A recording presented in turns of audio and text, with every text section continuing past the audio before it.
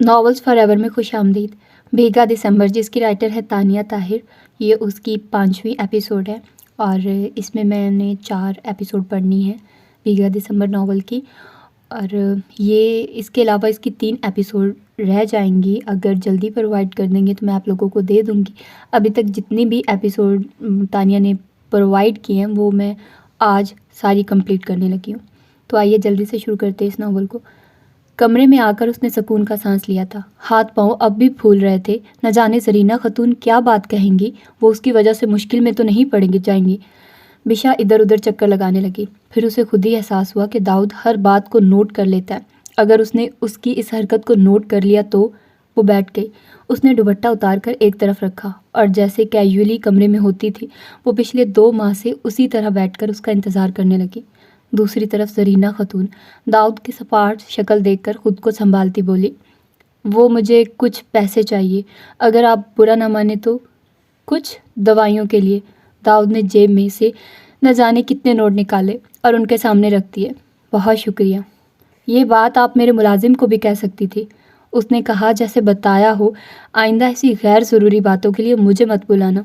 जी, जरीना खतून बोली। इसके अलावा हम मूसा की वजह से परेशान हैं। वो दोबारा से गलत कामों में पड़ गया। वो बोली, लड़का है, कुछ नहीं होता। मगर दाऊद, ये अच्छा नहीं। गलत काम ही होते हैं और आगे के लिए वो किसी बड़ी परेशानी का बायस बन जाए। जरीना खतून बोली। वो काफ़ी टाइम से मूसा को नोट कर रही थी। मूसा आपकी फ़िक्र नहीं है, ना वो बच्चा है। उसने एक पल के लिए साथ खड़ी ज़ारा पर नज़र डाली और कहा। जरीना खतून को उसकी वो नज़र बहुत बुरी लगी थी। दाऊद को ऐसी नज़रों से सिर्फ बिशा को देखना चाहिए था। तभी उन्होंने मज़ीद बहस किए बिना ही सर हिला दिया। दाऊद ने एक और नज़र ज़ारा को देखा था। हालांकि दाऊद की तबीयत ऐसी नहीं थी जैसी मूसा की थी, मगर ये लड़की उसकी तवज्जो हर रोज़ अपनी तरफ खुद करा रही थी। दाऊद ने सर झटका और वो वहाँ से पलट गया। ज़ारा ने दिल महसूस लिया। ज़ारा, जरीना खतून पहली बार उस पर गुस्सा हुई थी। औरत को मर्द की नज़र से अपनी हिफाजत खुद करनी चाहिए। बाकी मुलाजमीन की तरह आप भी आइंदा दाऊद के सामने पर्दा करेंगी, वो बोली तो लहजा ज़रा सख्त था। ज़ारा ने एक नज़र जरीना खतून को देखा और सर हिला दिया, जबकि दिल में उसने सर झटका था। जिस दिन इस तख्त पर मैं बैठ गई, तुझी ही से बुढ़िया मैं पाँव दबवाऊंगी। तेरे बेटे ने जो मेरे साथ किया मैं उसे भूली नहीं हूँ। वो दांत पीस कर सोचती अंदर चली गई। जबकि दाऊद अपने रूम में आया तो बिशा की उसकी तरफ पीठ थी। उसने सोने के पिंजरे में एक चिड़िया कैद कर ली थी और वो खुश था इस कैदी चिड़िया से, जो अब उसकी मानती थी क्योंकि वो उसकी कबूल ही नहीं करता था। दाऊद आया और उसने पीछे से ही उसे सीने से लगा लिया। बिशा ने गहरा सांस खींचा। अस्सलाम वालेकुम, बिशा आहिस्तगी से बोली। दाऊद ने सर हिलाकर सलाम का जवाब दिया। आज आप जल्दी आ गए, वो बोली जबकि अपनी उंगलियों को घूर रही थी। बस दिल कर रहा था तुम्हारे पास आने का। अभी अदालत जाना है, कुछ ज़रूरी काम है, मगर सब छोड़कर फ़िलहाल तुम्हारे पास आया हूँ, वो बोला गमगीन लहजे में साथ के साथ। उससे मिलने की वजह भी पूरी कर रहा था। बिशा ने सर हिलाया। आज वो उससे एक बात मनवाना चाहती थी, तभी उसकी वक्त बेवक्त की जसारतों पर कुछ भी न बोली। साईं, बिशा बोली। हुक्म साईं, वो नरमी से बोला। मुझे अपने घर जाना है, 2 माह हो गए हैं, वो बोली। दाऊद रुक गया। 2 माह? उसने तेवरी चढ़ाकर बिशा की तरफ देखा। तुम मेरे साथ रहते हुए वक्त गिन रही थी, वो नागवारी से बोला। नहीं, ऐसा नहीं है, मैं तो बस ये बता रही हूँ कि बहुत वक्त हो गया है। क्या मैं कुछ देर के लिए चली जाऊँ, वो पूछने लगी। नहीं, वो इनकार उसके मुंह पर मार गया। प्लीज़ साईं, ऐसे मत कहिए, मुझे बस मोरे से तो मिलने दे, मैं कुछ देर में वापस आ जाऊंगी, वो उसकी मनते करने लगी, जबकि आंखों में नमी अलग उतर आई। दाऊद को उसका यूं अपने घर वालों के लिए तड़पना किस कदर बुरा लग रहा था, कोई जानता ही नहीं था। क्या क्या कमी है तुम्हारे पास जो ये तड़प तुम्हारे घर वालों के लिए है, वो उसके हाथ चटकता बोला, जो बिशा उसके हाथों पर रखने लगी थी। बिशा को नज़र आ रहा था अब उसका बुरा वक्त शुरू हो गया, मगर आज उसने एक नहीं मानी थी, भले वह उसे मार के ख़त्म कर दे। मेरा दम घुटता है इस माहौल में, वो उसकी जानिब देखने लगी। तो तुम्हें यह लगता है कि तुम अपनी माँ के घर जाओगे तो तुम्हारा वहाँ दम नहीं घुटेगा, तुम्हें खुलकर सांस आएगी, वो मुस्कुराया। वहाँ सब मेरे अपने हैं, वो बोली आंसू साफ किए। अक्सर अपने ही मज़ा चखा देते हैं, वो पीछे लेट गया। ऐसा कुछ नहीं है, वो सब मुझसे मोहब्बत करते हैं, आपको क्या पता वो मुझे कितना याद कर रहे होंगे, बिशा भी बिना लिहाज के बोली। मगर दाऊद इब्राहिम के सामने बिशा इतना बोल गई और दूसरी तरफ सुकून था, ये बात हैरानगी की थी। बिशा बीबी, भूल में बैठी हो किसी? खैर ठीक है, जाओ, बल्कि ऐसा करो 2-3 दिन रह आओ, वो बोला, बालों में हाथ फेरा, अंदाज में लापरवाही थी। वाकई? वो खुशी से चीख उठी। हाँ, दाऊद ने उसकी आंखों में देखा। Thank you so much Sai, वो खुशी से बोली। अब साईं का इनाम बनता है। वो गहरी नज़रों से उसे देखने लगा। बिशा ज़रा शर्मा सी गई। बनता है ना? वो पूछने लगा। बिशा ने सर हिलाया और दाऊद ने नरमी से उसे अपनी जानिब खींच लिया। वो आज इतना खुश थी कि शायद इस ज़िंदगी में कभी इतना हुई हो। लग रहा था पिछले 2 माह के ज़ख्म धुल गए हों। बस इतने में ही उसे कम से कम 2-3 दिनों के लिए रिहाई मिली थी इस कैद से। वो तैयार थी, किसी से नहीं मिली थी। दाऊद ने ड्राइवर को छोड़ने का कहा और वो खुदा हाफिज करके बैठ गई। वापसी का सफ़र था। उसका दिल बुरी तरह धड़क रहा था। लग रहा था पहली बार देखेगी सबको। वो बस उस गाड़ी को हवाई जहाज़ बना देना चाहती थी कि वो लौटे। क्या रिएक्शन होगा मोरे का, बाबा का, लाला का और हूर? वो तो बहुत ताने देगी, नाराज़ भी हो सकती थी, मगर वो मना लेगी। वो एक्साइटेड थी। घर के आगे गाड़ी रुकी। वो जल्दी से अंदर भागी। उसकी आंखों में आंसू थे। अंदर लाउंज में कोई नहीं था। मोरे, उसने आवाज़ दी तो आवाज़ भीग गई, मगर कोई जवाब नहीं मिला। कहाँ है सब? वो इधर उधर देखती। इससे पहले मोरे को रूम में जाती, हुरैन कमरे से बाहर निकली। उसको देखकर एकदम चौंकी। बिशा ने उसकी जानिब मुस्कुरा कर देखा, जबकि आंखों में कहीं आंसू थे, कहीं दास्तान थी जो उसका नहीं में थी, जो वो उसे अपनी दोस्त को बताना चाहती थी। वो दौड़कर हुरैन के हिलने से भी पहले हुरैन के सीने से जा लगी। मैंने तुम्हें बहुत मिस किया हुरैन, सीरियसली बहुत ज़्यादा, इतना कि मत पूछो। वो रो रही थी। हुरैन ने भी उसके गिर्द हाथ बांध लिया। मैंने भी तुम्हें बहुत मिस किया, इतना कि रोज़ दाऊद भाई को कहती रही कि बिशा को कहीं कहिए आ जाए। ऐसी भी क्या नाराज़गी, मगर तुम उनके कहने के बावजूद नहीं आई। तुम नहीं आई तब जब बाबा हार्ट पेशेंट बन गए, जहान का एक्सीडेंट हुआ जिससे उसके पाँव की हड्डी फ्रैक्चर हो गई। मोरे खुद इतनी कमज़ोर हो गई, जब सब तुम्हारी याद में, सब तुम्हारी आस देखते रहे। सब ने दाऊद भाई की मिन्नतें की और दाऊद भाई ने तुम्हारी, मगर तुम नहीं आई। रोज़ दाऊद भाई आते रहे, सिर्फ इस शर्मिंदगी में कि तुम उनके कहने के बावजूद नहीं आती थी। तुम बहुत बदल गई बिशा। बहुत ज़्यादा पैसे ने तुम्हें इतना घुमंडी कर दिया कि तुम्हें हम कीड़े मकोड़े लगने लगे, जबकि जिसका वो पैसा था, उस इंसान की आजिज़ी और शर्मिंदगी ने हमें बहुत शर्मिंदा किया। तुम ऐसा कैसे कर सकती हो? आज तुम आ गई अपने मगरमच्छ के आंसू लेकर, वो चिल्लाई और बिशा को दूर झटका जो बुत की बन गई थी। बिशा की पीठ ग्रिल से जा लगी जोर से, मगर वो बेज़र सी आंखें फाड़े हुरैन को देख रही थी।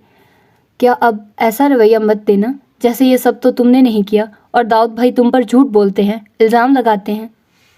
मैं नहीं जानती ये सब, वो बामुश्किल बोली, नफ़ी करती। वो उसे अपनी बात का यकीन दिलाना चाहती थी। बस करो बिशा, हुरैन गुस्से से बोली। मुझे लगता था मैं बहुत नासमझ, मुझे कुछ इल्म नहीं, और तुम बहुत समझदार हो। तुम सब चीज़ों को मैनेज करना जानती हो, मगर तुम क्या हो गई हो? तुम दर हकीकत हम सब की नज़रों से गिर गई हो। तुम बेहद बुरी हो बिशा, बेहद बुरी, हुरैन भड़क कर बोली और उसके पास से चली गई। वो नीचे जा रही थी अख्तर साहब के रूम में।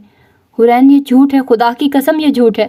मैं ये सब नहीं जानती थी। बाबा का हार्ट अटैक, वो सिसकी, जहान का एक्सीडेंट, मैं सच बोल रही हूँ, मैं नहीं जानती थी। शट अप, हुरैन चींकी। तो क्या तुम ये भी नहीं जानती जब दाऊद भाई ने तुम्हें एहसन से बात करते पकड़ा और वो बेचारे गुस्से में तुम्हारा मोबाइल तोड़ गए? तुम एहसन में कब इन्वॉल्व हुई, ये मुझे क्यों नहीं पता चला? बिशा की आंखें फट चुकी थी। मुंह पर हाथ रख के वो सिर्फ हुरैन की शक्ल देख कर रह गई। अब बन जाओ मासूम, हुरैन ने तंज़िया अंदाज में कहा। उन्होंने मेरा मोबाइल शादी के पहले रोज़ ही तोड़ दिया था, और मैंने एहसन भाई को तो कभी देखा ही नहीं। तुम जानती तो हो, वो एक नंबर का झूठा और नफसियाती इंसान है।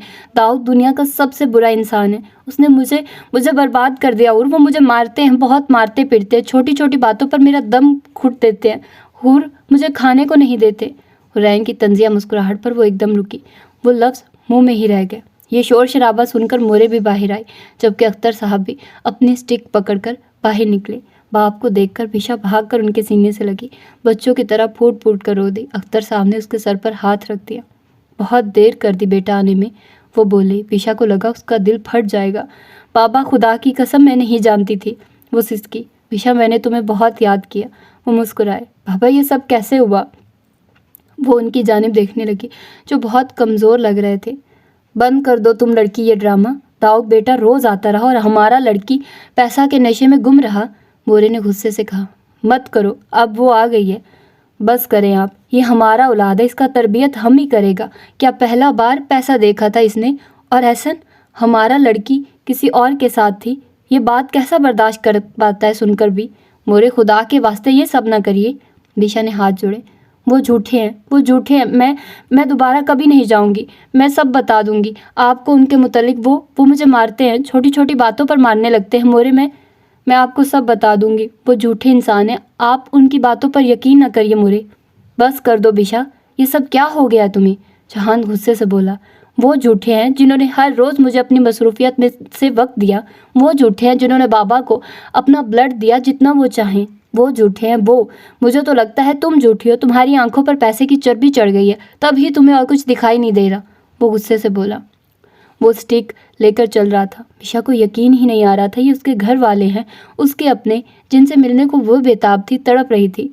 मेरी बात का यकीन करो, वो बोली तो लहजा कांप रहा था। सच्ची होकर भी वो सच्ची नहीं थी। उसका कोई यकीन नहीं कर रहा था। तुम हमारे घर आइंदा आओ तो दाऊद भाई की बुराइयां मत करना, कुछ भी कर लो, वो भड़क कर बोला। बिशा को लगा अब उसके मुंह में ज़बान नहीं रही। वो अपने भाई को देख रही थी। ये उसका भाई है, ये उसके माँ बाप हैं, ये उसकी दोस्त है। लाला कहाँ है?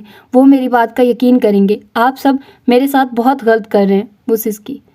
तुम आई हो तो अच्छी तरह रहो। हमें खुशी है, देर से ही सही तुम्हें हमारी याद तो आई। अब बैठो और बुराइयां करना बंद करो दाऊद भाई की। मैं तुम्हारे लिए खाना बनाती हूँ, हुरैन बोली और हल्का सा मुस्कुराकर वो किचन में चली गई।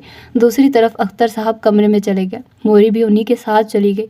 जहान ने एक नज़र उसकी तरफ देखा। खुद को गौर से देखो, तुम्हारे हुलिये से लगता है जो तुम बोल रही हो, वो गुस्से से कहकर खुद ही चला गया।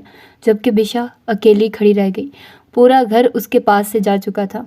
वो 2 माह बाद आई थी। अपनों की प्यास उसे खींच कर उन तक लाई थी। तड़प थी उसके दिल में जो उसे यहाँ तक लाई थी। मगर यहाँ तो सब ही अलग था। उसकी बात का यकीन कोई नहीं कर रहा था। 2 माह में क्या क्या नहीं बदल गया था। वो साकत थी, यूं ही सोफे पर बैठ के। उसकी आंख से अब आंसू बहना बंद हो गए थे और उसने आंसू खुद पोंछ लिए। वो अब लाला का इंतज़ार कर रही थी। उसे यकीन था वो उसकी बात ज़रूर यकीन करेंगे। पूरा दिन उसने वहीं गुजारा। हुरैन खाना बनाकर ये कहकर अपने रूम में चली गई कि वो कपड़े बदल कर आती है। असल तो हैरत उसको मोरे पर थी। ये कैसे हो सकता था कि एक माँ इतनी बेगाना हो जाए, अपनी ही औलाद से इतनी नफरत करने लगे? कैसे मुमकिन था ऐसा? वो रात तक उसी लाउंज में बैठी रही। तभी मोरे बाहर निकली। उसकी जानिब देखा जो वैसे ही बैठी थी, खामोश। हम सो गया था, तुम अपने रूम में चला जाता, वो बोली और उसके सामने आकर बैठ गई। उसे आज महसूस हुआ वो इन सब से दूर ही रहती तो दुख में ना रहती इतने। उनके रवैये तो उसे जीते जी मार देते। मोरे, वो बोली। तो मोरे उठकर उसके पास आई। खुश हो? उन्होंने मुस्कुराकर पूछा तो वह नफ़े में सर हिलाने लगी। नहीं, बिल्कुल भी नहीं। मैं खुश नहीं हूँ। मैं बिल्कुल खुश नहीं हूँ। मेरी बात का यकीन करिए। वो उसके हाथ थामती रो दी। मोरे खामोश हो गई। बहुत बदल गई हो तुम। अभी दाऊद का फ़ोन आया था, कह रहा था तुमसे बात करा दूँ। फिर कहने लगा अच्छा मैं खुद आऊँगा मिलने आप लोगों से भी, और बिशा के लिए भी कुछ ख़रीदा है तो सोचा वहीं दे दे। उसके रोने की परवाह किए बिना वो बोली। ड्रामेबाज हैं वो, बिशा गुस्से से चीखी। बिशा, मोरे का न जाने हाथ कैसे उठ गया था उस पर। बिशा मुंह पर हाथ रखे उन्हें हैरानगी से देखने लगी। उनके हाथ से ये थप्पड़ तो वो कभी नहीं खाना चाहती थी, ना उसे लगता था वो कभी उसे मारेंगी दाऊद की वजह से। तुम ऐसा अपने शौहर के बारे में कैसे कह सकता है? तुम्हारा शौहर इतना अच्छा है और तुम बुराइयां किए जा रहा है। हमें अब तरस आ रहा है दाऊद पर। हमारा तरबियत में क्या कमी रह गया था जो तुम ऐसा रवैया रखता है? वो गुस्से से बोली। बिशा कुछ नहीं बोली, सर झुका गई। इससे पहले वो मज़ीद कुछ कहती, पीछे से ज़ुरयाब आ गया। सामने हुरैन भी ये सब देख रही थी। उसने मोरे को सलाम किया और नज़र बिशा पर गई जो उसकी जानिब देखे बिना साकत बैठी थी।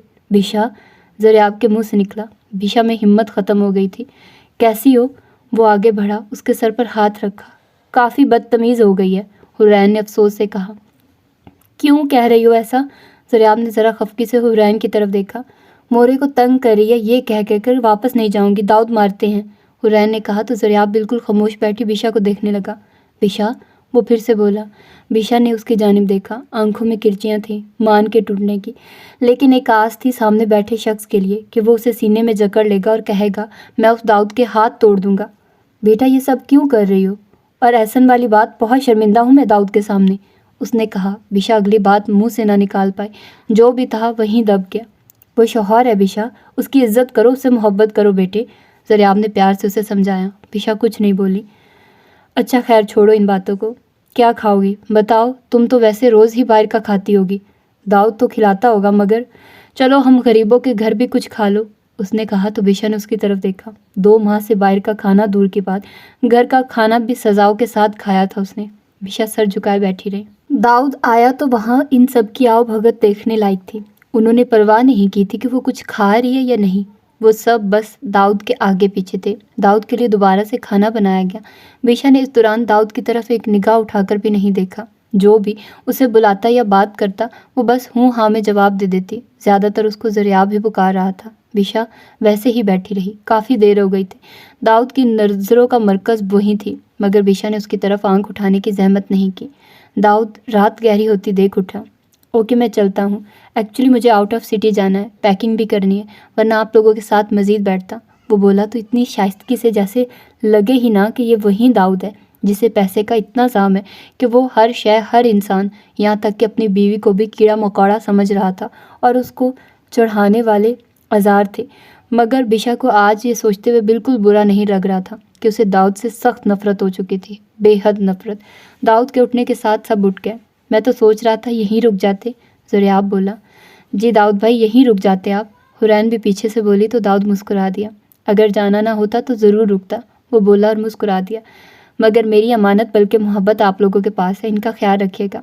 वो हाथ बांधे बिशा की तरफ देखकर बोला और बिशा की इस इग्नोरेंस ने घर वालों के दिलों में मोहर लगा दी कि वो दाऊद के साथ कैसा रवैया रखे हुए थी। और दाऊद चाहता भी तो यही था, सब उससे बदजन हो जाए और वो बस उसकी होकर रह जाए, उसको सोचे, उसको चाहे। मगर वो शायद किसी गलती में था। बिशा की जानिब सब ने देखा। नहीं ज़ोए, बिशा आपके साथ जाएगा, आपको ज़रूरत होगा पैकिंग में लड़की का, मोरे बोली। बिशा ने मोरे की तरफ देखा। दाऊद ने नफ़ी में सर हिलाया।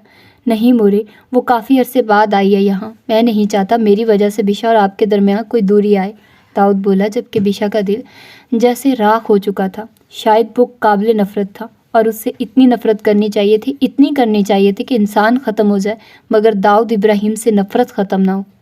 छोटे छोटे जज्बे उसके नरम गरम अरमानों का कातिल था वो। उसने चाहा ही क्या था उससे। वो कोशिश कर रही थी उसके साथ इस तरह रहने की जैसे वो चाहता था, मगर उससे नहीं हो पा रहा था। वो तो आज़ाद पंछी थी, उड़ना चाहती थी, मगर ऐसा नहीं था वो अपने शौहर के साथ कोई हक तलफी करती। वो उससे प्यार करता था। कोई इतना नीच प्यार किसी से करता है? ऐसे प्यार पर लानत थी उसकी तरफ से। जितने बागी जज्बे उसमें उठ रहे थे, उतना ज़्यादा उसके फेस एक्सप्रेशन में तब्दीलियाँ और सख्ती आ रही थी। बिशा, मोरे ने गुस्से से कहा। बिशा उठी। चलें, उसने दाऊद की जानिब देखा। दाऊद की आंखों में फतह थी। उसे यकीन था दोबारा वो यहाँ आने की जहमत नहीं करेगी और उसे इन लोगों की चापलूसी नहीं करनी पड़ेगी। बिशा बिनी किसी तासुर के उसकी आंखों में देखती रही थी। बिशा की आंखों में बेहद नफरत थी। दाऊद ने निगाह फेर ली। आप ना फोर्स करिए, मुझे बिल्कुल अच्छा नहीं लग रहा। और बिशा, आप ऐसे एकदम क्यों खड़ी हो गई? आपके पेरेंट्स का घर है यार, इस तरह मत करिए, आप रुक जाइए। वो ड्रामेबाजी कर रहा था, सबको साबित कर रहा था कि दर हकीकत बिशा में ही फॉल्ट है। वो तो ऐसा वैसा कुछ नहीं चाहता। बिशा ने चंद हमें उसकी तरफ देखा। अल्लाह हाफिज़। उसने एक नज़र सबकी जानिब उठाई। सपाट नज़र थी। सब उसको हैरानगी से देख रहे थे कि ये वो बिशा है। उसने रोकने की जिद भी नहीं की, मगर किसी ने अपने गिरबान में नहीं झांका, कोई इस तकलीफ तक नहीं पहुंचा जो बिशा सह सहकर उनके पास मरहम रखवाने तड़प कर आई थी। उसकी मिसहाई करने की बजाय ऐसे ज़ख्म को और गहरा कर दिया था। बिशा पहले वहाँ से निकली, जबकि दाऊद ने शर्मिंदगी तारी कर ली। मैं माफ़ी चाहता हूँ, प्लीज़ बिशा के बारे में कुछ नेगेटिव मत सोचिएगा। वो बोला तो सब उसकी सीरत पर फ़िदा ही हो गया, जबकि बिशा से और भी बदजन हो। सबसे अच्छे से मिलकर वहाँ से चला गया, जबकि वो सब पीछे बिशा के बारे में बातें करते रहे। ता देर बिशा का मौजू चलता रहा। इस दौरान सबसे ज़्यादा मोरे, हुरैन और जहान ही बोल रहे थे। ज़रियाब और अख्तर साहब खामोश बैठे थे। कुछ देर बाद सब अपने अपने कमरों में आ गए। ज़रियाब क्राउन से टेक लगाए आंखें बंद किए बैठा था, जबकि हुरैन फ्रेश होकर आई थी, तब भी बाजुओं पर लोशन लगा रही थी। ज़रियाब की तरफ उसने दोबारा देखा, मगर रोज़ की तरह ज़रियाब ने उसकी तरफ इन वालहाना नज़रों से नहीं देखा तो उसे बेचैनी हुई। उसने उसे पुकार लिया। ज़रियाब ने फ़ौरन जवाब दिया। किस सोच में है जो आपको पता ही नहीं कुछ भी इर्द गिर्द का? हुरैन बोली और उठकर उसके नज़दीक आ गई। ज़रियाब ने रोज़ की तरह उसे प्यार से देखा और उसे पास बिठा लिया। अगर ऐसा हुआ कि बिशा सच बोल रही हुई, हुरैन कुछ बोलती कि ज़रियाब ने उसे रोका, गोया उसकी बात मुकम्मल होने दे। बिशा सच्ची हुई, दाऊद इब्राहिम वैसा ना हुआ जो हमें दिखता है, और मेरी बहन वो सब फेस कर रही हुई। मैं जानता हूँ वो झूठ नहीं बोलती थी, वो तो किसी की शिकायत भी नहीं करती थी। ज़रियाब उलझन का शिकार था। ज़र सीरियसली, मुझे आपसे इस कदर बेवकूफ़ाना बात की उम्मीद नहीं थी। सबसे पहले तो ये देखिए कि उसके ठाट बाट क्या हैं, किस कदर दाऊद उस पर खर्च करते हैं। फिर दाऊद का अंदाज़ और अपनी बहन का नखरा देखिए तो वो दाऊद को एटीट्यूड किस किस्म का दे रही थी। क्या मैं आपको ऐसा रवैया दे सकती हूँ? और फिर इतने अरसे बाद वो यहाँ आई। मोरे ने तो वैसे ही कह दिया, हज़ारों नौकर हैं दाऊद की हवेली में, वो किसी से भी पैकिंग करा सकता था, मगर वो कैसे जाने के लिए खड़ी हो गई। उसने ये नहीं सोचा कि हमें भी वक्त दे। बस उसने वापस उसी जगह जाना था जहाँ वो अब सरदारनी बनकर गई है। लोग उसके हाथ पाँव चूमते हैं, उसके नाम के नारे लगते हैं। हकीकत तो ये है कि उसके बाप भाई बहुत छोटे हो गए हैं उसके आगे। अभी कुछ टाइम पहले दाऊद आए तो क्या कह रहे थे आपकी बात पर?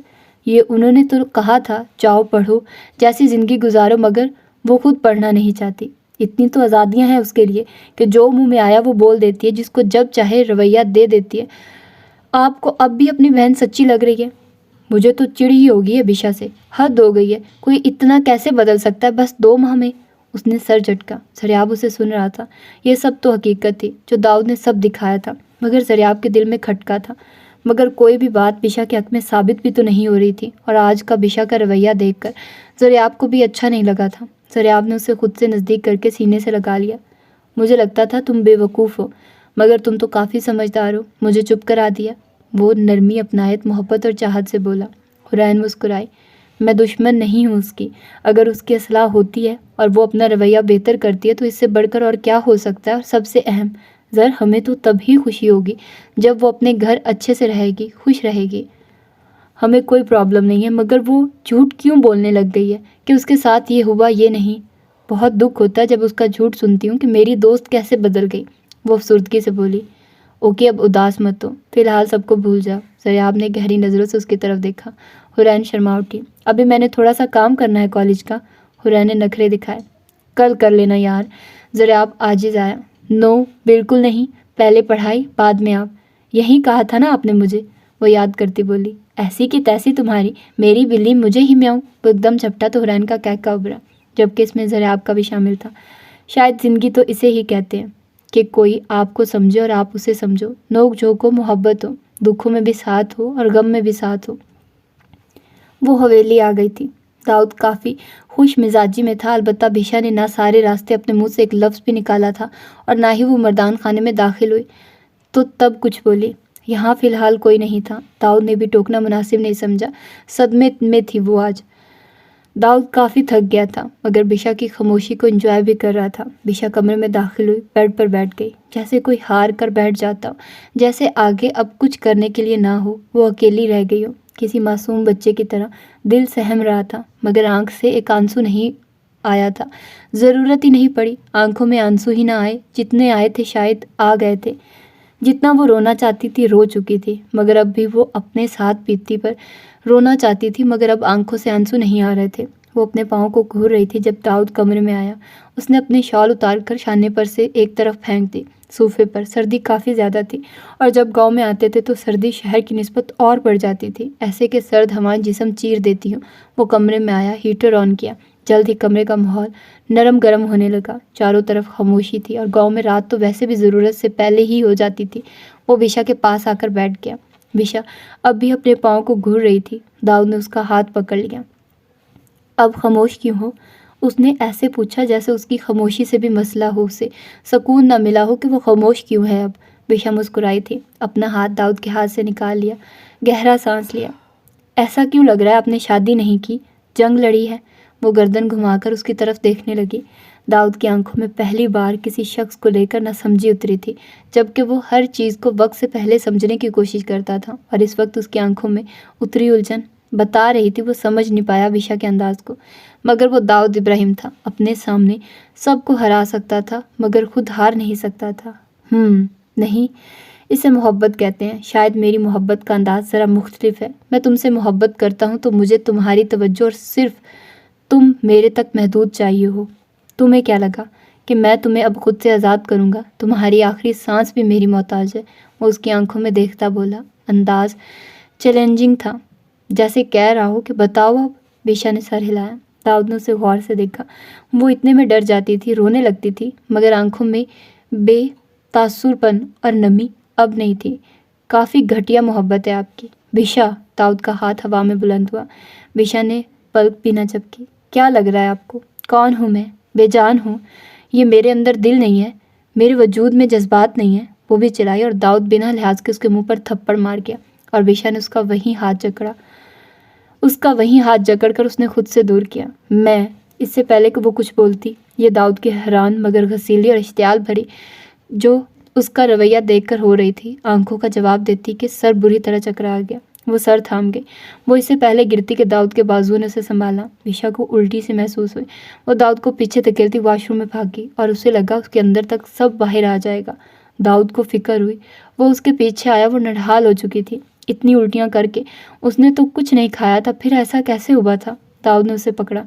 बिशा की हालत ऐसी नहीं थी कि वो उसको दूर कर पाती, उस पर गुस्सा निकालती। दाऊद उसकी हालत को देखकर जल्दी से डॉक्टर को कॉल कर गया। दाऊद ने डॉक्टर को अर्जेंट बुलवाया, बिशा को बेड पर लिटाया। बिला वजह इतना चिंकी हो तुम?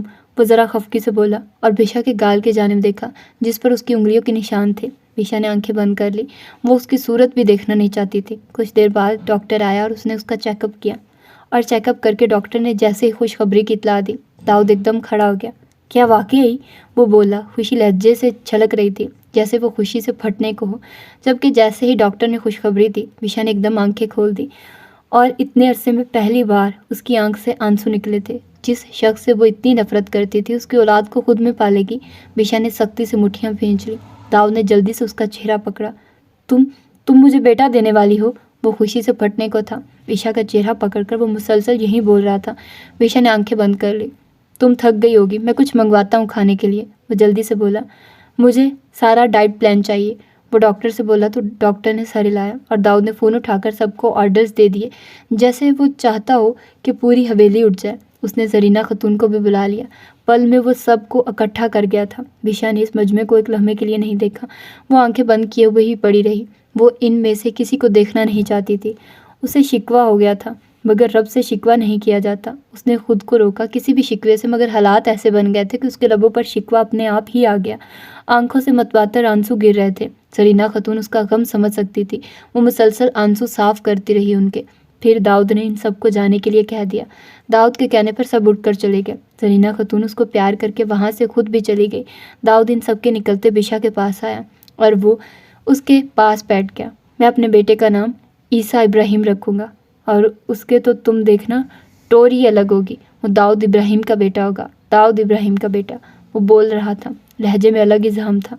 बिशा को जैसे ये तोहफा देने पर वो उसको प्यार करने लगा, मगर बिशा के वजूद में हरकत भी ना हुई। वो यूं ही बेजान वजूद की तरह पड़ी रही।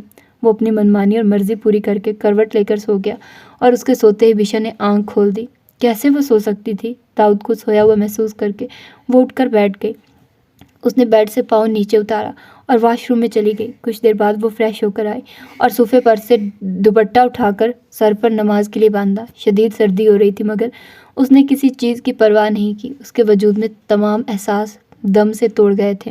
वो बस एक सवाल करना चाहती थी, ऐसा क्यों? उसने मुसल्ला बिछाया।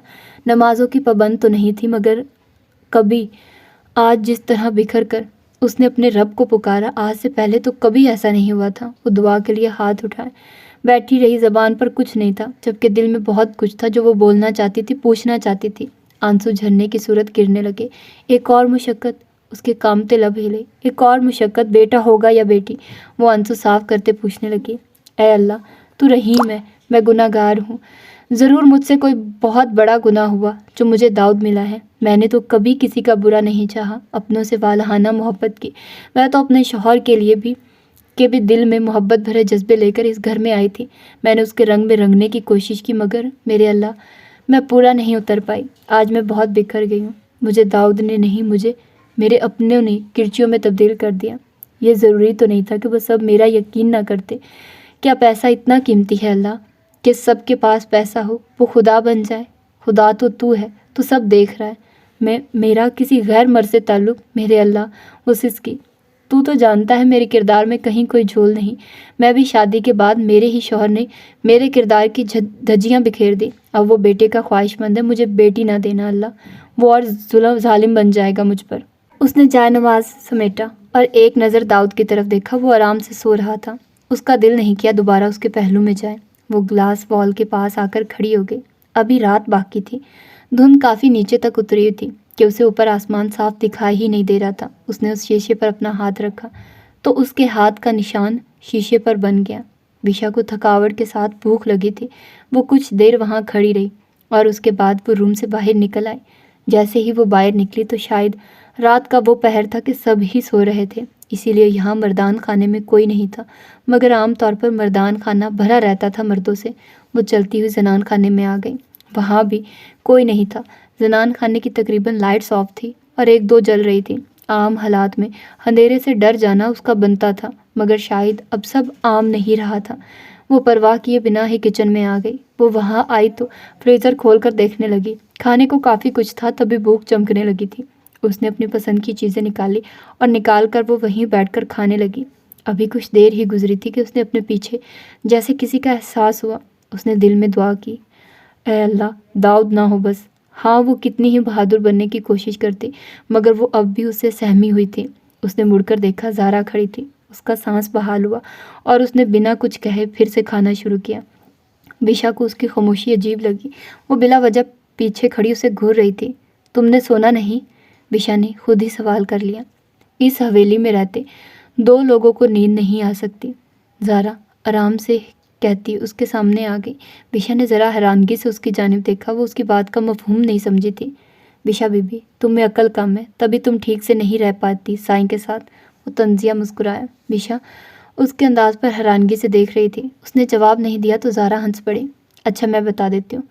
इस हवेली में दो लोग नहीं सो सकते, एक जो साईं के साथ रहता हो, उसने विशा की तरफ इशारा किया, और दूसरा साईं जिसके दिल में रहते हों। फिर उसने बड़ी दिलेरी से अपनी तरफ उंगली की। विशा को फितरी गुस्सा सा आ गया। कुछ भी था, वो इस तरह दाऊद के मुतल्लिक उसके सामने कैसे बात कर सकती थी? तुम कुछ ज़्यादा ही नहीं सोचने लगी हो? वो गुस्से से बोली। लो, मैं तो बहुत आगे निकल जाऊंगी विशा बीबी। वो मुस्कुराए। हाँ, अपने बच्चे का ध्यान रखना।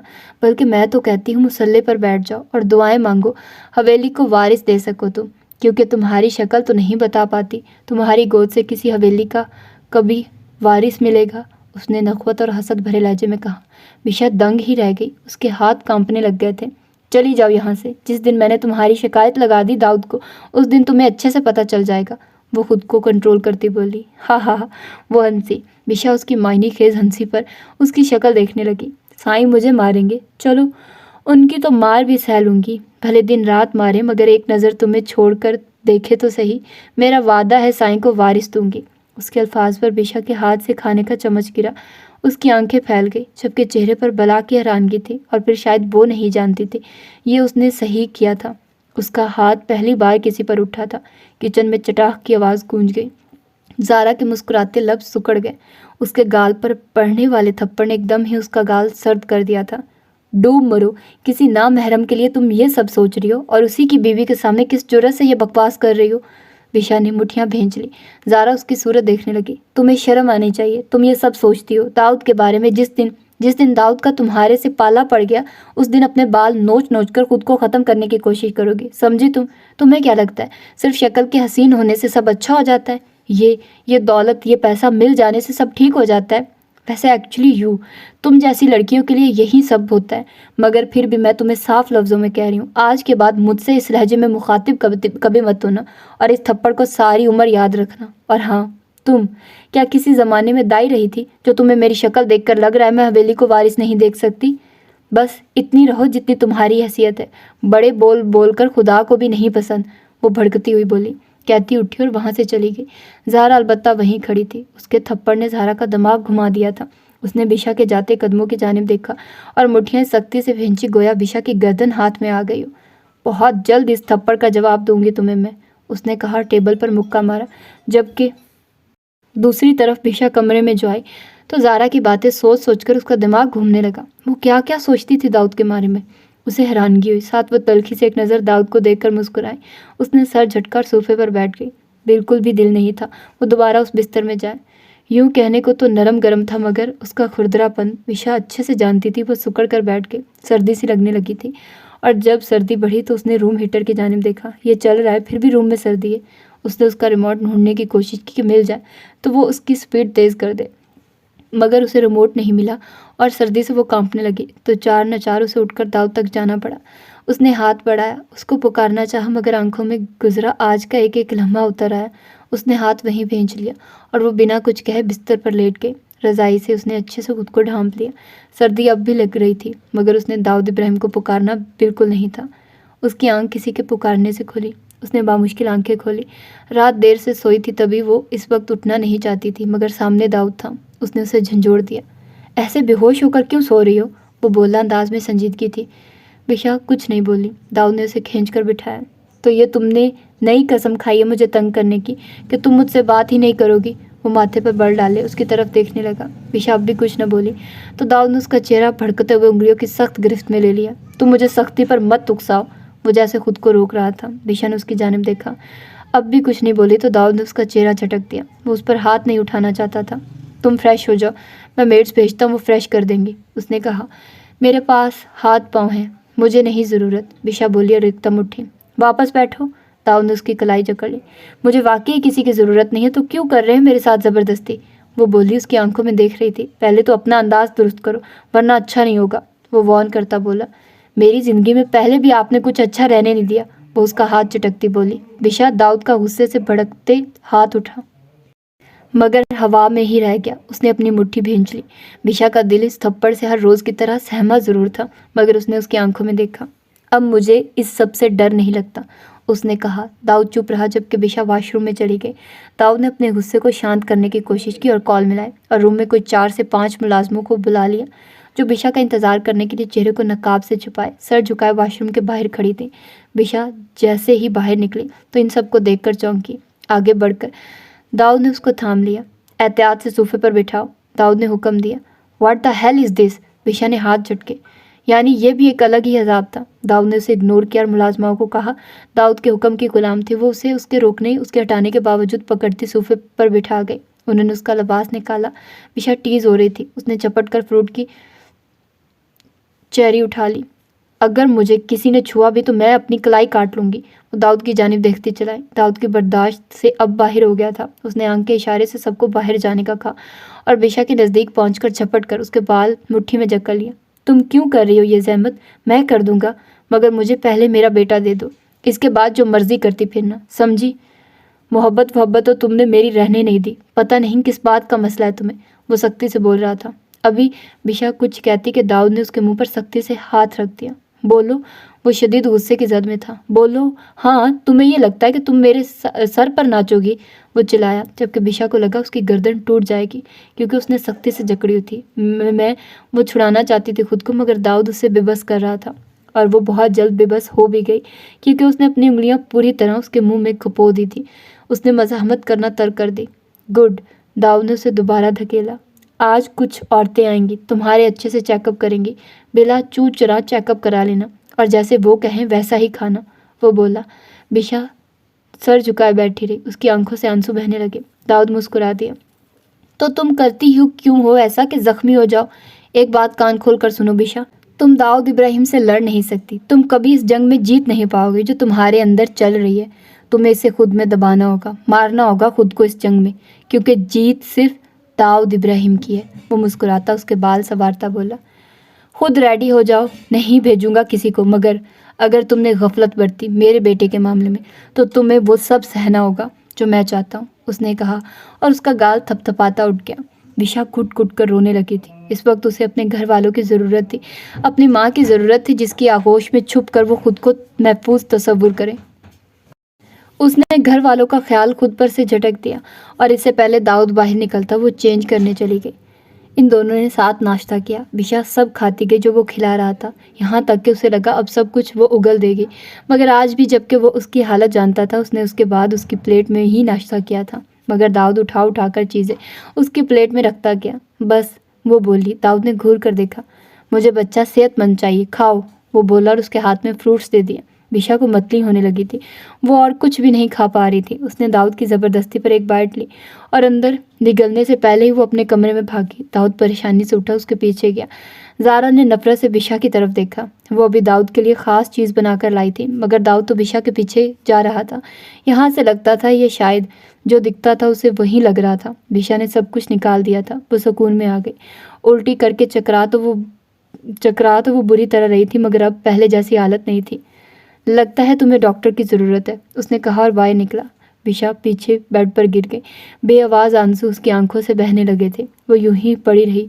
दाऊद अंदर आया, उसकी जानिब देखा। उसने विशा को बाजुओं में भरा और ऊपर किया। अभी तुम ठीक हो जाओगी, डोंट वरी, उसने उसे तसल्ली दी। उसके आंसू साफ किए। विशा ने आंखें बंद कर ली। कुछ देर बाद डॉक्टर और गांव की दाई भी आई। डॉक्टर ने उसकी सेहत बिल्कुल ठीक बताई और डाइट भी दे दी। दाऊद के जिद करने पर जब डॉक्टर के जाने के बाद दाई क्या कुछ बोल रही थी वो सुन नहीं पाई, क्योंकि उसे नींद ने आ लिया। न जाने वो डॉक्टर कैसा सुकून इंजेक्शन लगा गया था कि सारी सोचों को झटके वो सो गई। हुरैन अपनी अलमारी साफ कर रही थी कि उसकी निगाह उस डायमंड सेट पर गई। वो मुस्कुरा दी, खोल कर डब्बे को देखा और वापस रख दिया। तभी ज़रियाब कमरे में दाखिल हुआ। दोपहर का वक्त था, वो इस वक्त तो कभी नहीं आता था। ज़राब, हुरैन खुश हुई। ज़रियाब बैठ गया चेयर पर, हल्का सा मुस्कुराया और एक फाइल्स खोलकर देखने लगा। उसके चेहरे पर तफक्कुर की लहरें थी। क्या हुआ ज़र? हुरैन ने उसकी जानिब देखा। कुछ नहीं, ज़रियाब बोला। उठकर वो बाबा के पास आ गया। उसको कुछ पैसों की ज़रूरत थी, मगर अकाउंट ज़ीरो था और अर्जेंट उसे ये पैसे चाहिए थे। ज़रियाब के पीछे ही हुरैन भी निकली और उसने ज़रियाब को बाबा के रूम में जाते देखा तो वो दरवाज़ा खोलकर अंदर आ गई। वो बाबा से पैसे मांग रहा था। मेरे पास तो बस 50-60 हज़ार है फ़िलहाल, बाबा बोले। तो ज़रियाब ने माँ की तरफ देखा। पैसे तो नहीं है बेटा, मगर कुछ ज़ेवरात हैं, अगर चाहो तो। नहीं मोरे, वो शर्मिंदगी से नफ़ी करके खुद ही बाहर निकल गया। हुरैन ने उसकी पुश्त देखी और रूम में दोबारा आ गई। वो फ़ोन पर किसी से बात कर रहा था। हाँ यार, 10 लाख चाहिए, अगर हो जाए तो, वो बोला। हाँ हाँ, न जाने पीछे से क्या कहा गया था, वो फीका संसा। अब मैंने तुमसे ये जानने के लिए भी फ़ोन नहीं किया कि मैंने अपनी बीवी को डायमंड सेट क्यों दिया जब हैसियत नहीं थी, या बाहर के मुल्क क्यों घुमाने गया, वो गुस्से से बोलता। फ़ोन बंद करके फ़ोन फेंक गया। मुड़ा तो हुरैन खड़ी थी। उसने निगाह फेर ली। यार चाय ही दे दो, सर्दी भी आए रोज़ बढ़ती जा रही है, वो नॉर्मली बोला। आपको कितने चाहिए पैसे? हुरैन उसके नज़दीक आई। चंदा, ये आपकी टेंशन नहीं, ज़रियाब मुस्कुराया। सब मेरी वजह से हुआ है ना, आपने मुझ पर अपनी सेविंग सारी लगा दी, वो उदासी से बोले। तुम पर मैं दुनिया जहान की दौलत भी लगा सकता हूँ, जिससे तुम्हारे चेहरे की खुशियाँ मुझे मिले, और बदले में बस तुम्हारा प्यार ही तो चाहिए। ये सब तो बस सब आर्जी है, मैं खुद देख लूँगा, मगर तुम्हारी खुशियाँ और हमारा साथ आर्जी नहीं रहना चाहिए। वो उसका गाल थपथपाया, मोहब्बत से समझा गया। हुरैन चाहती थी वो उसे वो सेट दे दे, मगर वो कह नहीं पा रही थी। बार बार दिमाग में ये आ रहा था कि बिशा के पास तो होगा, मगर उसके पास नहीं, और उसी बात के तहत वो कुछ कह नहीं सकी। और ज़रियाब का फ़ोन बजा।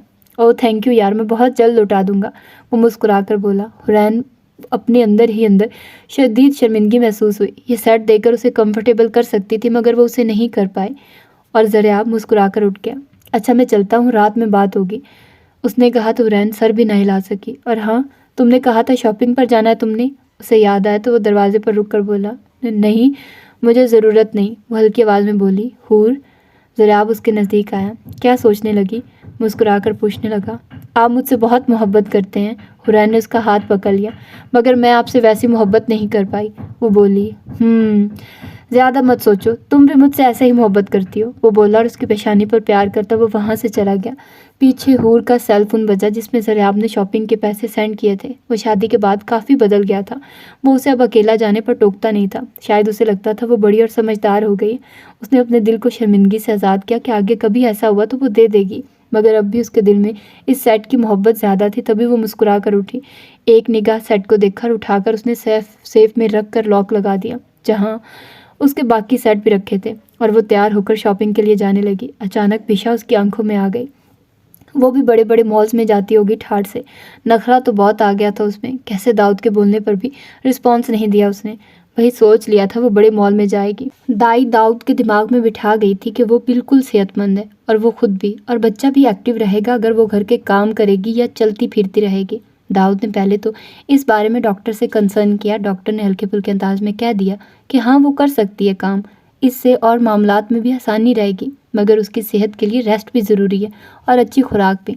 उस दिन से दाऊद ने बिशा पर अपने काम डाल दिए थे, अपना खाना, अपना लिबास और अपनी तमाम ड्यूटीज़। अगर ये सब अच्छे माहौल में होता तो शायद शौहर के काम करने में कोई कबाहत भी नहीं थी। बिशा के मुंह को चुप का कुफल लग गया था। जैसे जैसे दिन गुजर रहे थे वैसे वैसे उसकी खामोशी बढ़ती जा रही थी, जबकि दाऊद का अंदाज वैसा ही था। कभी सख्त तो कभी सिर्फ अपने बच्चे के लिए नरम। बाहर अंदर जाने पर तो पहले भी उसकी पाबंदी थी, फिर उसने खामोशी ओढ़कर उसी कमरे में जी लगाना शुरू कर दिया। वो उसके काम करती तो ज़रा मसरूफियत भी बन गई थी, मगर अक्सर वो उसके काम करके थक जाती, क्योंकि वो अकेला ही गोया 100 बंदों के मुतरादिफ था। वो अकेला भी बहुत काम करवाता था। कभी उसे किसी चीज़ की ज़रूरत थी तो कभी किसी चीज़ की। अक्सर वो उसके कपड़े इस्त्री करते करते थक जाती थी। वो अपना और उसका खाना खुद बनाती थी, और ये बात बाकी सब के लिए तो नहीं मगर ज़ारा के लिए मायूब थी। ज़ारा को सख्त नफरत हो रही थी बिशा से। उसका बस चलता तो वो बिशा को कहीं से धक्का दे देती और बिशा माँ कभी ना बन पाती। उसकी एक ही रट थी कि उसकी गोद से हवेली को वारिस कभी ना मिले। दाऊद का सारा ध्यान भी बिशा की तरफ था, जो कभी एक दो नज़रों का तबादला भी हो जाता था। वो भी अब हराम हो गया था। वो हवेली में दाखिल होता, सिर्फ एक लफ्ज़ बोलता, बिशा कहाँ है। वो हवेली से बाहर निकलता, बार बार उसकी तरफ देखता। दाऊद की मोहब्बत से वो सैर होना चाहती थी, मगर ये बिशा कहाँ से बीच में आ गई थी। वो जितना भी गुस्सा महसूस करती कम ही लगता, और दाऊद उसके पक्के हाथ का खाना भी बड़ी रग़बती से खाता था, जबकि बिशा का रवैया उसके साथ ऐसा होता जैसे वो कोई रोबोट हो। उससे गुस्सा आता था, इतना सब कुछ पाने के बाद भी उसके नखरे और ड्रामे नहीं ख़त्म होते, जबकि बाज़ औक़ात हम भूल जाते हैं जो जैसा देखता है वैसा बिल्कुल नहीं होता। किसी भी शख्स को ज़्यादा बेहतर वही जान सकता है जो उसके साथ एक एक पल रहता है, और बिशा दाऊद के साथ उस एक कमरे तक महदूद थी। अपनी तमाम ख्वाहिशात को रद्द करके, अपने आप को मिटाकर, जो वो हल्का सा मेहरबान भी होता और बिशा थक कर उसी से सहारा भी चाहती, तो वो तब भी बच्चे का जिक्र करता कि उसका बेटा बिल्कुल ठीक होना चाहिए, सब अच्छा होना चाहिए। बिशा के वजूद को मिटाकर वो सिर्फ बेटे का जिक्र करता, जबकि बिशा जानती भी ना थी कि बेटा होगा या बेटी। तो सारे अरमान टूट से जाते, थकावट और बढ़ जाती, आंखों में वैरानी से उतर आती, और फिर वो खुद को खुद ही गले लगा लेती। वो अब समझ गई थी दाऊद को उससे मोहब्बत नहीं थी, दाऊद को सिर्फ उसकी अट्रैक्शन थी। हाँ, अगर उसे मोहब्बत होती तो अपने बेटे से होती। चलो, कहीं तो सुकून की ज़िंदगी उसे मुयस्सर होती। अगर उसने मौत तक यहीं रहना था तो उसकी गोद से हवेली को वारिस तो मिलता, उसकी हैसियत में मजबूती आती। वो दिन ब दिन अपने रब के करीब और बाकी सब से दूर होती जा रही थी। उसकी यही दुआ थी कि उसके यहाँ बेटा हो। वो नहीं चाहती थी कोई और लड़की किसी और दाऊद इब्राहिम के हत्थे चढ़कर घुट घुट कर जिए जैसे वो जी रही थी। इस वक्त भी वो किचन में खड़ी उसके लिए खाना बना रही थी। उसकी कमर में दर्द हो गया था, हालांकि मुलाजमाए हवेली की को छोड़कर काफ़ी उसकी मदद करती थी, मगर एक बार दाऊद ने यह सब देख लिया था कि बिशा सिर्फ चम्मच चला रही है, बाकी काम बाकी सब कर रहे हैं, और वो चल फिर नहीं रही। उसने गुस्से से सबको इस वक्त किचन में आने से सख्त मना कर दिया। जिस वक्त बिशा उसके लिए खाना बनाने गई, बिशा ने बोलने की जहमत नहीं की। वो इस आदमी से मुखातिब भी नहीं होना चाहती थी। हर दिन उसके अंदाज में सपाटपन उतर रहा था, और सच पूछो तो किसी को फ़र्क नहीं पड़ रहा था। चलो, उसको तो फ़र्क पड़ता जो झूठे मुंह मोहब्बत का दावा करता रहा था, मगर वो जितना खामोश रहती दाऊद उतना मुतमईन रहता। ऐसा भी कोई होता है, अपनी हाकमियत, अपनी मलकियत और बस अपना आप, और बीवी को बेजान समझ लिया जाए, उस पर अपने ख्यालात, अपनी मर्जी मुसल्लत कर दी जाए। उस इतने बड़े और शानदार महल में एक जालिम राजा के साथ रहते उसे कहीं दिन गुजर गए थे कि अब उसने वो हिसाब ही छोड़ दिया कि कितने दिन हो चुके हैं। उसने एक लिबास भी नहीं लिया था, ना दाऊद ने दिलाया, ना वो गई बाहर कदम निकाला ही नहीं। तो कैसा लिबास, बस जो उसके पास था वो वहीं पहन रही थी। हालांकि वो आए रोज़ नया लिबास पहनने की आदी थी, मगर अब उसने इसी में राज़ी होना सीखना शुरू कर दिया था। वो दाऊद के सामने जितना ज़बान चलाती वो उस पर उतना हाथ उठाता, तो उसने वो कोशिश भी तर्क कर दी कि वो उसको जवाब दे, कम से कम जी की आग ही ठंडी कर ले। मगर वो अपने साथ हुई बदतहजीबी पर यह नहीं देखता था कि वो उसी के बच्चे की माँ बनने वाली है। वो उससे सज़ा देने पर इतराता था, और बिशा से ये सज़ाएं बर्दाश्त नहीं होती थी। लंबे दिनों के फाके अब बर्दाश्त नहीं होते थे, तभी उसने खामोशी ओढ़ ली थी। उसने एक छोटा सा स्टूल खींचकर उस पर बैठना चाहा, मगर बाहर से दाऊद की आवाज़ आ गई। उसे डरना नहीं चाहिए था। अब तो बहुत दिन गुजर गए थे, मगर वो डर कर एकदम खड़ी हो गई। वो पूछ रहा था बिशा कहाँ है, और उसे ज़ारा के सलाम की आवाज़ आई, मगर दाऊद के जवाब की नहीं। दाऊद किचन में आ गया। मैंने एक फ़ैसले में जाना है, मेरे कपड़े प्रेस कर दो। दाऊद बोला, वो तो सारी वार्डरोब प्रेस है। वो बोली, क्योंकि उसने कर दी थी, दोबारा करो। दाऊद ने संजीदगी से कहा। मगर खाना? बिशा खाने की तरफ देखने लगी। एक वक्त में औरतें हज़ारों काम कर लेती, और तुम्हारे लिए तो काम वैसे भी ज़रूरी है। वो उसके सामने आया।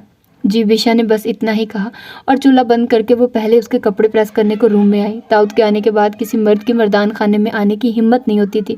तभी बिशा आसानी से कमरे में आ गई। उसने दाऊद का लिबास निकाला। नहीं, ये नहीं, वाइट निकालो। तुम्हें इतना भी नहीं पता, फैसलों में ये रंग नहीं पहनते। वो ज़रा चिढ़ा। बिशा ने कुछ भी बोलने से खुद को बाज रखा। सूट में एक शिकन भी नहीं थी, मगर उसने निकाला और स्टैंड पर ले गई। उसे स्टीम इस्त्री करने लगी। दाऊद को उसकी खामोशी सुकून नहीं दे रही थी। तभी वो उसके पीछे पीछे आ गया। वो पीछे से खड़ा बिशा को देख रहा था। तुम्हारा शौहर मर गया है, जो तैयार होना छोड़ दिया है। उसने अपने नज़दीक बहुत बड़ी बात कही थी, जिस पर बिशा को तड़प जाना चाहिए था। उसके लबों पर हाथ रखकर उसे रोक देना चाहिए था कि ऐसे अल्फाज मुंह से मत निकालिए, और अल्लाह उसकी ज़िंदगी भी दाऊद को दे दे। मगर दूसरी तरफ गहरा सकूत था। आप कहेंगे तो हो जाती हूँ तैयार, ज़ेवरात से थकावट होती है इसलिए नहीं पहने, वो आहिस्तगी से बोली। बिलाशुबा वो दिन ब दिन निखरती जा रही थी, और उसके जिस्म का भराव, उस पर उसकी उदास आंखें और मध्यम लहजा दाऊद को उसकी तरफ मजीद माइल कर रहा था। मगर वो टूट कर उसे मोहब्बत करता या दाऊद को गवारा नहीं था। वो उसे सराहता, उसे कहता कि वो दुनिया की खूबसूरत तरीन औरत बनती जा रही है। क्या उसकी अना ये गवारा करती? नफ़ी थी उस बात की। तो मगर दाऊद को वो बात जो गुजर गई, जिसका नोटिस बिशा ने नहीं लिया था, वो खटक चुकी थी। तुम्हें मेरे मरने जीने से फ़र्क नहीं पड़ता? वो करीब आया और उसका बाजू थाम गया। बिशा ने उसकी जानिब देखा। मैं आपका काम कर दूँ? वो बोली। मेरा जवाब दो पहले। तुम्हें मेरे मरने जीने से फ़र्क नहीं पड़ता? वो सख्त बरहम था। पड़ता है, उसने कहा। दाऊद के हाथ की गिरफ्त में सख्ती से ढीलापन उतरा। कितना? वो उसका चेहरा दोनों हाथों में थाम गया। बिशा अगले आने वाले लम्हे से सख्त कोफत ज़दा हो गई थी। वो आए रोज़ उसकी ख्वाहिशात को पूरा करके भी थक चुकी थी। मैं ज़िंदा हूँ तो तुम हो, वरना तुम क्या हो? इंसान हूँ मैं। बिशा ने उसकी जानिब देखा। उसकी आंखों में आंसू नहीं थे, मगर लहजे में जो किरचियाँ थी उसे वही समझ सकता था जिसे ताकत का जहम ना हो, जो उससे हकीकी मोहब्बत करता। मैं भी जानता हूँ ये तो, उसने नरमी से कहा और उसको खुद के नज़दीक खींच लिया। मैं मर गया तो रोगी। वो शायद उसके मुंह से मोहब्बत की लंबी चौड़ी तफसील सुनने का इरादा रखता था। नहीं बिशा, बिशा ना होगी। रिमोट हो गया, अपनी मर्जी से चैनल स्विच कर लो, बेसाख्ता उसके मुंह से निकला था। नहीं। दाऊद का झुकता सर एकदम उठा। वो बहुत करीबी से उसकी आंखों को देखने लगा, और फिर वही हुआ जिससे वो खुद को बचाना चाह रही थी। दाऊद ने उधर नरम हाथों से उसका चेहरा जकड़ लिया। आखिर तुम्हें किस बात की आज़ादी चाहिए? हाँ, और किस बात कि क्या है? सब कुछ मिल गया, उसके बावजूद भी तुम्हारे अंदर की अकड़ नहीं आज रही। पलके भी तुम्हारी अकड़ तोड़कर फेंक दूंगा। वो दहाड़ा। मुझे अकड़ नहीं है। बिशा ने उसे 2 कदम दूर लिए। अच्छा, अपने मुंह के तासुरात देख लो, हर वक्त मुंह पर मौत सजाए फिरती रहती हो। मर भी गई तो सुकून का सांस लूंगा मैं, वो बोला। बिशा सर झुका गई। वो बोलती तो आगे बात बिगड़ जाती। कोई उससे पूछता तो सही, अकड़ उसे कहते हैं। वो हर रोज़ मरती गई, उसके साथ रहते रहते, उसकी हर ख्वाहिश को पूरा करते करते अब भी बस वो अकड़ रही थी। इधर आओ। दाऊद की ख्वाहिशात अलग थी उसके लिए, तभी उसकी थकावट का ख्याल किए बिना, और ये ख्याल किए बिना कि वो कब से उसके ही कामों में लगी हुई थी, वो उसे घसीटता हुआ रूम में ले आया और बेड पर बिशा को फेंका। बिशा की आंखें भर आई। साईं, मेरी तबीयत नहीं ठीक, वो भीगे लहजे में बोली। ये मेरा मसला नहीं है, वो बोला और अपने शानों पर से शॉल उतारी। मुझे कुछ वक्त तो दे, मुझे भूख लग रही है, उसने कहा। शायद वो मान जाए कि अब सवाल तो उसके बच्चे का था। अपना मुंह तुम कुछ देर बंद कर सकती हो, वो बरहमी से बोला। बिशा ने उठना चाहा। दाऊद ने उसे वापस धकेल दिया। साईं प्लीज़, वो उसकी मिन्नतें करने लगी। दाऊद ने उसके मुंह पर हाथ रख दिया। बिशा, गुस्सा ना दिलवाओ, वो आंखें निकालता बोला। बिशा की हर आवाज़ उसकी हथेली तले दम तोड़ गई, और फिर उसने वही किया जो उसकी चाहत थी। बिशा तो सिर्फ उसकी चाहतों को पूरा करने के लिए थी। वो इतना घुट घुट कर भी थक चुकी थी। दाऊद के अंदाज में गुस्सा बरहमी था, वो नरमी नहीं थी जो कभी हुआ करती थी। दाऊद इब्राहिम को कभी हल्का मत लेना, वो उसके कानों में सरगोशी करने लगा। बिशा का आंसू उसके चेहरे पर गिरा। दाऊद ने सख्ती से उसके आंसू साफ किए।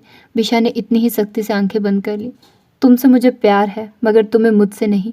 और जानती हो, जब ये सोचता हूँ मेरा दिल करता है मैं तुम्हारा मुंह तोड़ दूँ, तुम्हें जान से मार दूँ, तुम्हें वो मारूँ जो तुम्हें सिर्फ दाऊद तक ले आए। तुम अंधी बहरी हो जाओ, इर्द गिर्द से सिर्फ और सिर्फ मुझसे मोहब्बत करो, ऐसी मोहब्बत जिसकी मिसालें बन जाए। मगर तुम्हारी आंखों में मेरे लिए कोई मोहब्बत नहीं।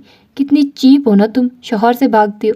यानी मैं इस इल्ज़ाम को सच समझूं जो मैंने तुम पर लगाया, और तुमने चुना भी तो एहसन को था मेरे मुकाबले में, वो बोलता जा रहा था। बिशा सुन रही थी। चलो आज तुम्हें एक हकीकत से रोशनास कराऊं, वो मुस्कुराया, उसके गाल को छुआ। बिशा ने हल्की हल्की पलके वाह की। एहसन को शूट मैंने किया था, और वो सब का सब झूठ था जो एहसन ने बोला।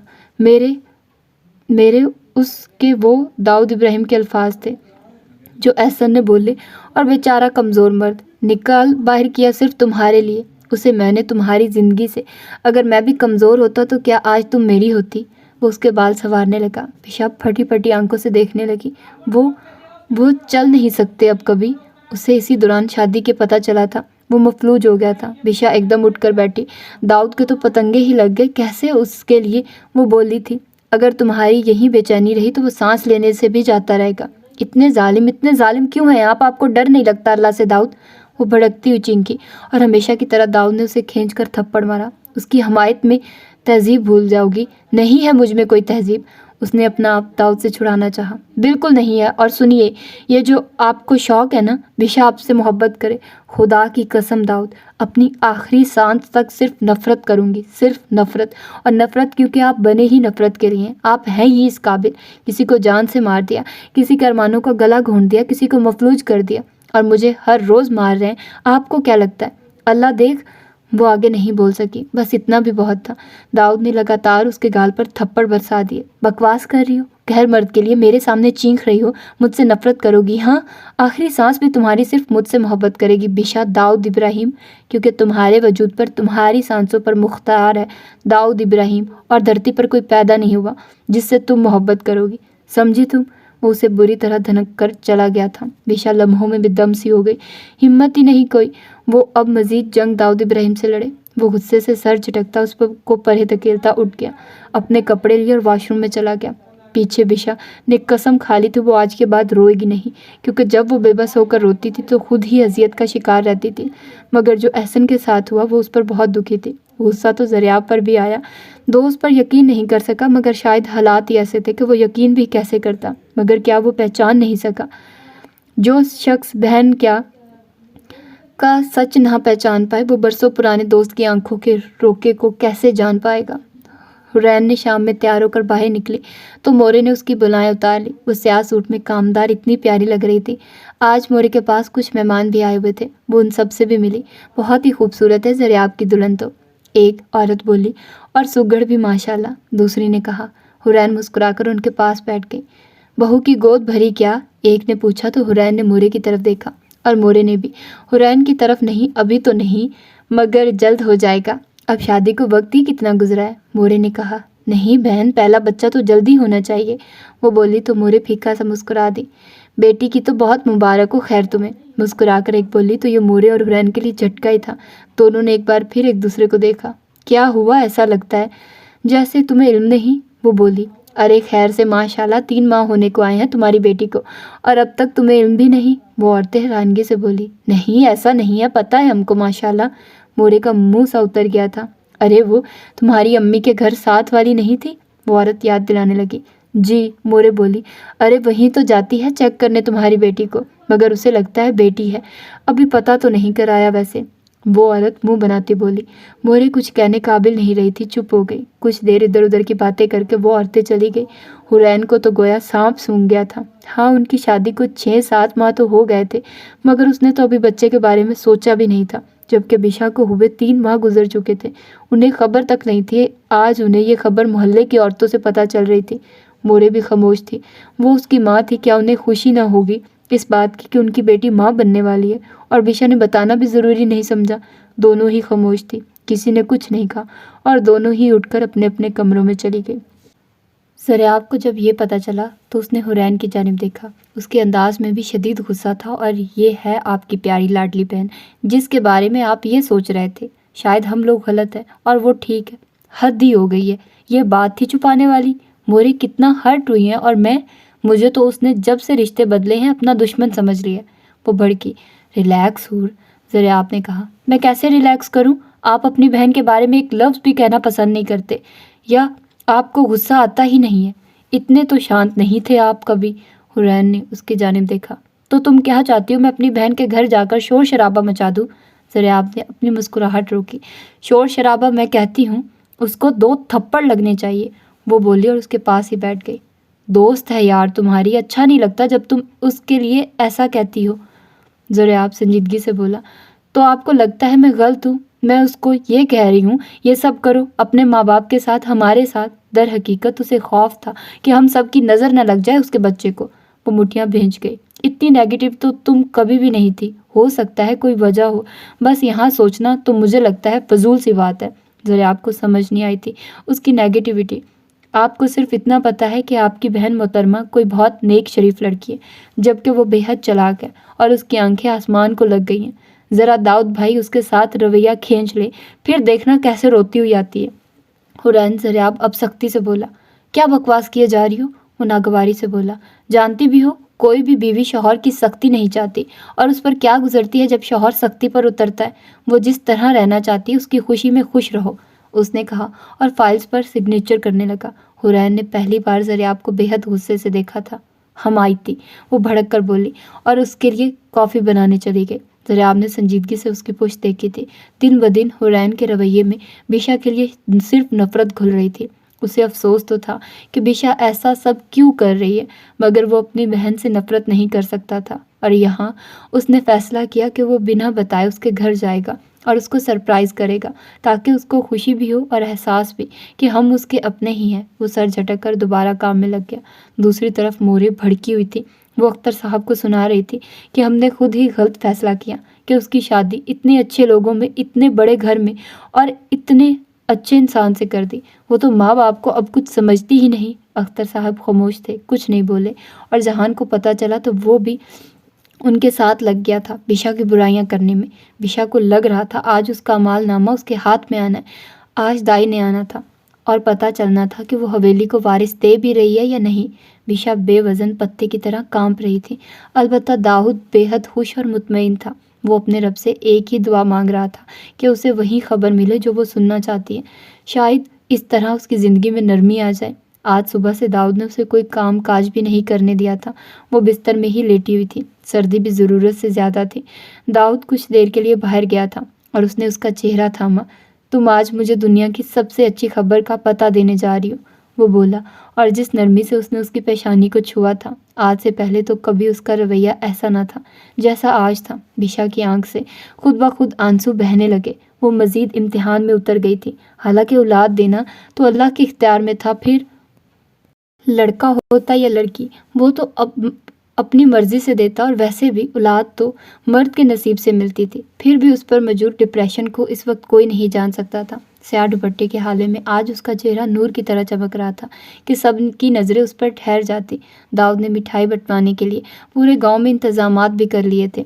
हवेली का लाउंज मिठाई के टोकरों से भरा था, जबकि मुलाजमीन समेत हर शख्स इस खबर का मुंतजिर था। बिशा पर अलबत्ता मौत का सा समा था। दाई ने उसकी जानिब देखा। बिशा सहम रही थी। कमरे में उसकी धड़कनें गूंज रही थी। वो खौफजदा नज़रों से उन्हें देख रही थी। जरीना खतून तो उस दिन के बाद से अब तक उससे मिली ही नहीं थी, और वो जान गई थी ये सरासर दाऊद का हुक्म है। इसमें उनका कोई कसूर नहीं। वो बेबस थी, बिल्कुल इसके जैसे लड़की है। दाई ने गंदा सा मुंह बनाया और उठकर बाहर निकल गई। बिशा को लगा वो अब हवा में मुअत्तिल हो गई हो, उसके कदमों में अब ज़मीन नहीं रही हो। कितनी कितनी नहीं दुआएं मांगी उसने, एक सांस होकर, हर पल हर घड़ी उठते बैठते कि बस एक एक बेटा, मगर अल्लाह ने उसकी गोद में लड़की दी। अब आगे चारों जानिब सन्नाटा छा गया था। वो बेजान सी हो गई। ग्लास वॉल से बाहर देखते आसमान की जानिब देखने लगी। हाँ, कमरे के बाहर जो छल फल रौनक का सा समा था वो बिल्कुल ख़त्म हो चुका था। अब चारों तरफ में खामोशी छा गई थी। उसने आंखें बंद कर ली, एकदम जैसे उसे लगा दरवाज़ा तोड़कर कोई अंदर दाखिल हुआ था, और वो कौन हो सकता था सिवाय दाऊद के। और फिर उसे कदमों की आहट अपने नज़दीक आती महसूस हुई। उसने आंखें नहीं खोली और बस एक वारिस ही तो मांगा था तुमसे। उसने पास पड़ा कुशन उठाकर उस पर फेंका। बिशा के वजूद में जुम्बिश भी नहीं हुई। एक वारिस, और तुम मुझे देने जा रही हो बेटी? दाऊद इब्राहिम के यहाँ बेटी होगी अब? वो गुस्से से मुक्का दीवार में मार गया। बिशा यूं ही पड़ी रही। होश में हो अब? वो उसे खींचता झंझोड़ गया। ये अल्लाह का फैसला है, वो उसकी गसीली आंखों में देखती मध्यम आवाज़ में बोली। दाऊद चंद लम्हे उसकी आंखों में देखता रहा। मैं ये बच्चा रहने ही नहीं दूंगा, वो बोला, और उसे दूर धकेल कर वो इस तराबी कैफियत में इधर उधर चक्कर लगाने लगा। बिशा की आंखें फट गई। नहीं, वो नफ़ी में सर हिलाने लगी। हाँ, ऐसा ही होगा, और शराफत से जो मैं कहता हूँ वो करोगी तुम। बिल्कुल नहीं, अपने बच्चे के कातिल बनेंगे? वो उसका हाथ थाम कर गई। नहीं साईं, यह जुल्म मत कीजिएगा, अल्लाह की रहमत होती है बेटी, वो बेबसी से बोली। दाऊद ने अपना हाथ खींचा। इससे मुझे बेटा ही चाहिए, वो उंगली उठाकर बोला। गोया उसके सर पर दाई के चंद अल्फाजों ने खून सवार हो गया था। अल्लाह हमें दोबारा दे देगा बेटा साईं, अपने बच्चे की जान लेंगे, वो बोली तो लहजे में तकलीफ थी। दाऊद ने उससे अपना हाथ छुड़वाया। दाऊद, वो पीछे से चिल्लाई। दाऊद बाहर निकलने लगा। साईं ना करे ऐसा, वो सिसकी। खौफ से पीली पड़ने लगी थी। जल्दी से उठकर उसने दरवाज़ा ही बंद कर लिया। वो अपने बच्चों को कैसे मरने दे, जबकि इसमें ज़िंदगी है। वो सांसें ले रहा है, बेटा है या बेटी उसे फ़र्क नहीं थी। यहाँ उसका बच्चा था और माँ बाप इतने सख्त नहीं होते। वो खौफ से लर्जने लगी। काश वो ज़रियाब को बुला पाती, वो बचा लेता उसको, वो उसकी मन्नतें करती, कुछ भी करती, मगर उसे अपनी बात का यकीन ज़रूर दिलाती। वो उसका भाई था, वो सुनता ना उसकी बात। लाला, उसने तड़प कर पुकारा था।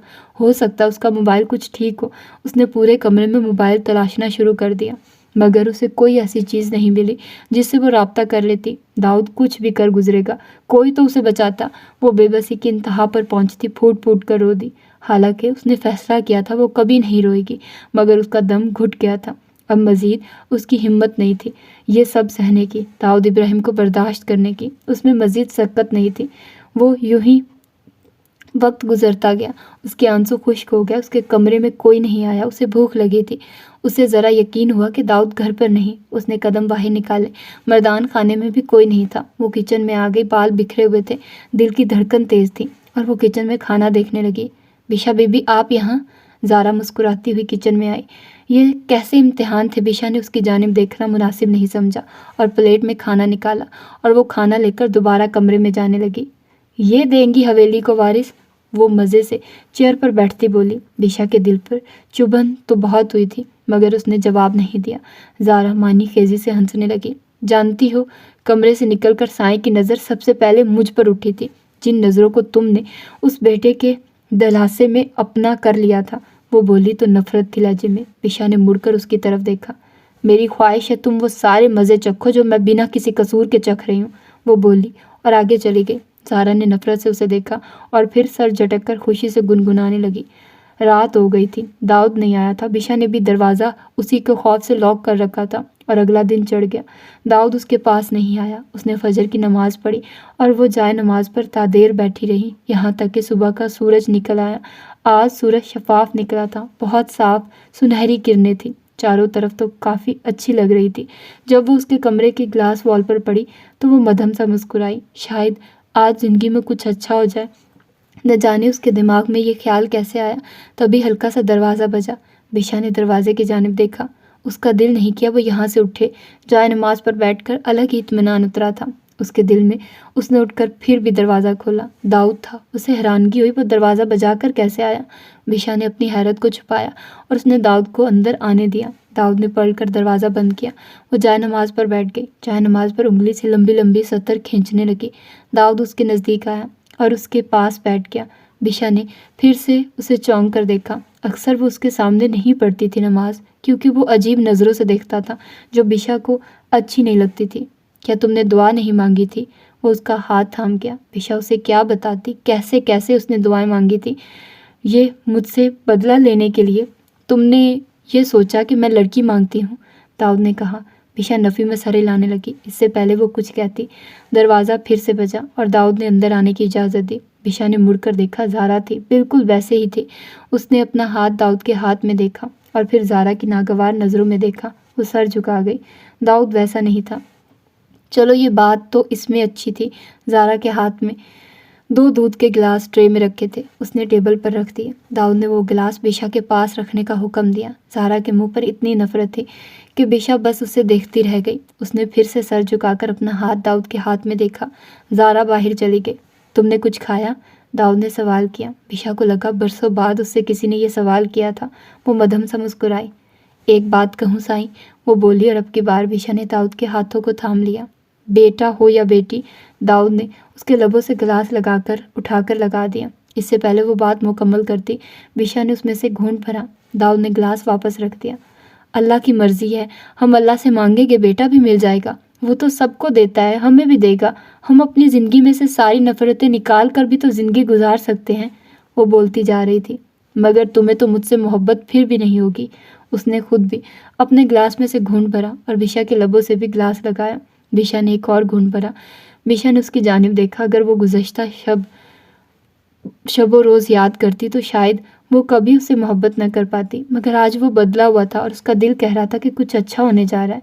मोहब्बत तो सारी कदावतें निकलते ही हो जाएगी। वो आहिस्ती से बोली, मेरे बच्चे को एक्सेप्ट कर लें, आप जिस तरह कहेंगे उस तरह रहूँगी, यहाँ तक कि सर के बल चलने का कहेंगे मैं चलूँगी। और पता साईं, वो किसी ख्याल के तहत रुकी और अब की बार उसने दूध का गिलास खुद उठाकर 2 घूंट और भरे और पूरा पी लिया। दाऊद के गिलास में अभी दूध बाकी थी, उसने वापस रख दिया। मुझे लगता है हमें एक बार डॉक्टर से भी चेकअप कराना चाहिए। हो सकता है इन आंटी को गलत लगा हो सकता है हमारे यहाँ बेटा हो। विशा के बोलने पर वाकई उसने चौंक कर देखा था। नहीं, वो काफ़ी सालों से यहाँ आती है। जरीना खातून या मेरी मोरे या मुलाजमीन की औरतें, सबका उन्हीं से होता है। उसने नफ़ी की कि वो गलत नहीं हो सकती। विशा ने भी सर हिलाया। तो कुछ नहीं होता, अल्लाह हमें बेटी की बरकत से बेटा देगा साईं, प्लीज़ अपने बच्चे को एक्सेप्ट कर लें। वो मनते कर रही थी, शायद ही कोई बीवी होगी जो इस तरह अपने ही बच्चे को उससे एक्सेप्ट कराती। मुझे अफसोस है कि मैं ऐसा नहीं कर सका। दाऊद ने उसकी जानिब देखा। विशा की आंखें भीग गई। प्लीज़ साईं, कुछ तो रहम खाइए मुझ पर। मैं अपनी औलाद को कैसे मरते हुए देखूंगी। वो सिसकी। तुम्हें एहसास होने तक मेरी बात बन जाएगी। उसने बिशा का सर थाम कर उसकी पेशानी को छुआ और बिशा उसी के बाजुओं में गिर गई। उसने उसे बाजुओं में भरा, सख्ती से उसको जकड़े वो वहाँ से ले गया, जबकि बाहर एक एक मुलाजिम को पता था कि उस दूध में क्या मिला है और अब बिशा का बच्चा जिंदा नहीं रहेगा। ये मशवरा भी उसे वो दाई दे गई थी। जरीना खातून की सिसकियाँ जनान खाने को पार करती मर्दान खाने में जा रही थी। हर मुलाजिम इस जुल्म पर अश्कबार था, सिवाय एक लड़की के, जिसके चेहरे की मुस्कुराहट ही अलग थी। वो उसे लेकर हॉस्पिटल आया था। अपने फैमिली डॉक्टर को सारी कार्रवाई बताई। डॉक्टर ने उसकी शक्ल देखी। वो उसके सामने चू भी नहीं कर सकता था। सर हिलाकर वो बिशा को ऑपरेशन थिएटर में ले गया, जबकि दाऊद वहाँ से खुद चला गया। 2 घंटे तक वहाँ उसके मुलाजिम खड़े थे और वो अकेली जान, जो जानती भी नहीं थी उस पर क्या जुल्म हुआ, वो लड़ रही थी। ऑपरेशन ख़त्म हुआ। मुलाजमीन ने बिशा के बारे में दाऊद को बताया तो दाऊद फिर से आ गया। उसने डॉक्टर वहाज की तरफ देखा। आपकी वाइफ ठीक है, वो बोला। दाऊद ने सर हिलाया। मगर आपके लिए एक बैड न्यूज़ है सर, वहाज ने कहा तो दाऊद ने उसकी तरफ देखा। नज़रों में उस बैड न्यूज़ के नाम से ही उलझन उतर आई। वो बेबी बॉय की मदर बनने वाली थी और आपका बच्चा माशाल्लाह बहुत सेहतमंद और बिल्कुल तंदुरुस्त व तवाना था। डोज तेज़ थी तो फ़ौरन दिल की धड़कनें ब्रेक कर गई। आपकी वाइफ को नुकसान इसलिए नहीं हुआ क्योंकि आप वक्त पर उन्हें ले आए, मगर इससे उनको किसी भी किस्म का दूसरा नुकसान नहीं हो सकता था। थैंक यू, डॉक्टर वहाज स्पार्ट अंदाज में बताकर उसे वहाँ से चला गया। और दाऊद को लगा पहली बार कानों में साए साए की आवाज़ के सिवा कुछ नहीं था। वो वहीं जम गया। हो सकता है आंटी को गलत लगा हो सकता है हमारा बेटा हो। उसके कानों में बिशा के अल्फाज बार बार आ रहे थे। दाऊद इब्राहिम ने खींचकर मुक्का दीवार में मारा और फिर लगातार वो मारता रहा। अपने बालों को मुट्ठियों में जकड़ लिया। इतना बड़ा नुकसान, इतना बड़ा, अपने बेटे को मार दिया। उसने खुद अपने हाथों से अपने बेटे को मार दिया। वो बेचैन हो चुका था। उस दाई को हवेली में बुलाओ, उसने गार्ड को हुक्म दिया तो गार्ड ने सर हिलाया। गार्ड खुद भी चौंक गया था। दाऊद खुद को संभालता गार्ड को डॉक्टर वहाज को बुलाने का कहने लगा। डॉक्टर वहाज फ़ौरन आए थे। वो दोबारा माँ बन सकती है, उसने तिरछी नज़रों से पूछा। जी सर, वहाज बोला। हाउ मच टाइम, वो बोला। सर, उनकी कंडीशन सेटल होने में कम से कम पूरा महीना लगेगा। इट्स जस्ट लाइक जब आपके यहाँ बेबी हो और वुमेन 40 डेज़ में स्टेबल होती है। ये बिल्कुल उसी तरह है। क्या उससे पहले कुछ नहीं हो सकता? वो गुस्से इश्तियाल को दबाता पूछने लगा। I am sorry sir, but मुझे लगता है उन्हें बहुत ज़्यादा केयर और आराम की ज़रूरत है, बिकॉज उनका ऑपरेट हुआ है, उसने कहा तो दाऊद ने सर झटका और उठकर बिशा के रूम में आ गया। दूसरी तरफ डॉक्टर वहाज ने एक लम्हे को सोचा था, कितना जालिम इंसान है ये दाऊद। दाऊद ने बिशा की जानिब देखा। उफ, इतना बड़ा नुकसान हुआ था, जितना भी मलाल करता कम था। मगर ये वक्त मलाल का नहीं था। उसे फिर से बेटा होगा जो हवेली का वारिस होगा, दाऊद इब्राहिम का गद्दी नशीन बनेगा। तो ये थी इसकी एपिसोड। एक्चुअली मैंने इसकी 4 एपिसोड्स पहले रिकॉर्ड कर ली थी, तो ये एपिसोड अभी ये आई थी, तो मैंने फ़ौरन इसको रिकॉर्ड करके उसके साथ मर्ज कर दिया। तो ये थी आज की एपिसोड। ये आई थिंक सो कल परसों ही आई है और आज मैंने आप लोगों को दे दी है। अब जो अगली एपिसोड आएगी तो वो तो फिर 3-4 दिन बाद ही आएगी, 3-4 या 5 दिन बाद, ठीक है। तो आप लोग बताइए कैसी लगी आप लोगों को ये एपिसोड। मुझे तो बहुत ही वर्स्ट किस्म की लगी है, तो मेरा तो दिल नहीं कर रहा इस पर कोई और तबसरा करने का। इसके अलावा चूँकि मैं घर आ चुकी हूँ तो अगर आप लोगों को पीछे कोई साउंड वगैरह सुनाई दे रही है, घर का शोर सुनाई दे रहा है, तो मैं उसके लिए माज़रत चाहती हूँ। भई मैं कुछ नहीं कर सकती। अगर आप लोगों को नॉवेल्स चाहिए और ज़्यादा चाहिए तो फिर इस तरह तो होगा, पीछे से वॉइस आएगी। और मैं कोई ऐसा फ़िल्टर वगैरह यूज़ नहीं करती जिससे बैकग्राउंड का सारा नॉइज़ ख़त्म हो जाए। मैं एक्चुअली जब भी रिकॉर्डिंग करती हूँ तो मैं बिल्कुल कोशिश करती हूँ कि जहाँ शोर ना हो वहाँ करूँ। लेकिन अब घर है और घर में तो शोर होता ही है, आप लोग जानते हो। लेकिन अब मैं कितना कोई किसी को फ़ोर्स कर सकती हूँ कि मत बोले, आगे से मुझे ही सुनाने को मिलता है कि तुम हमें क्यों हमारी आवाज़ गूँथ रही हो या ये कर रही हो, वो कर रही हो। तो ख़ैर अब मैं आप लोगों को बता रही हूँ, अगर पीछे से वॉइस आ रही है तो आप लोग इग्नोर करेंगे और मुझे कोई शिकायत नहीं करेंगे कि आपके पीछे से शोर हो रहा है या ऐसा हो रहा है या कुछ हो रहा है। तो ख़ैर मुझे बस इतना ही कहना था आज के लिए, और आज मैंने आप लोगों को दे दी इसकी एपिसोड। आई होप आप लोगों को अच्छी लगी होगी। तो मिलते हैं इंशाल्लाह इसकी अगली एपिसोड में। अपना ढेर सारा ख्याल रखिएगा और मुझे दुआ में याद रखिएगा। अल्लाह हाफ़िज़।